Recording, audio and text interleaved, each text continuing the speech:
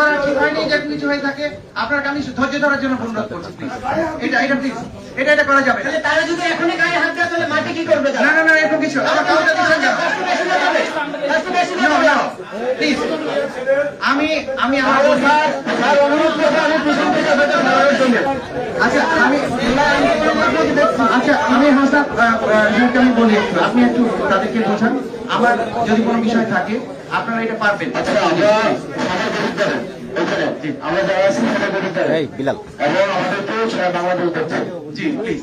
এবং আমরা যে এখানে যে ধরনের কথা বলছি, আমার সম্পর্কে যদি আপনার কোনো আর্গুমেন্ট থাকে সেটা আপনি আপনার আইনজীবীর মাধ্যমে বলেন। আবার ঠিক আমার যেটা থাকবে সেটা আমি আমার আইনজীবী। এখানে যারা আছেন, এখানে গণ অধিকারের প্রতিনিধি আছেন, বিএনপির সম্মানিত একজন এমপি প্রার্থী আছেন, উনি আমাদের এলাকায় বেশ অনেকবার উনি প্রতিনিধিত্ব করেছেন, ওনাকে আমরা সম্মান জানাই। এবং এখানে যে আমরা আর্গুমেন্ট করছি এটা কিন্তু ব্যক্তিগত কোনো করছি না, এটা লিগাল একটা আর্গুমেন্ট। এবং ব্যক্তিগত পর্যায়ে আমি অনুরোধ করবো সবাইকে এটা না নেই। এখানে আপনারা ওই পাশে বিএনপির যিনি যারা আছেন, আমার বন্ধু বাবা আছেন, আমার টিচার আছেন, আমি আপনাদেরকে রেসপেক্ট করি প্লিজ। তো এটাকে যেন ব্যক্তিগত পর্যায়ে আমরা কেউ না নিয়ে আসি। তো জাস্ট আর্গুমেন্টটা লিগেলি আমাদের সেসব তিনজন কথা বলে আমরা প্লিজ।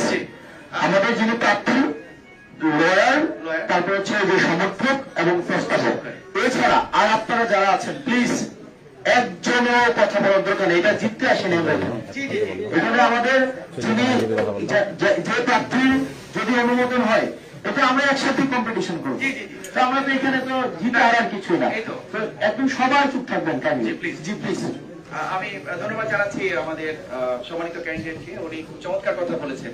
আমাদের স্পিচটা এটাই হবে, আমরা সহযোগিতা করবো সবাইকে সবার সাথে।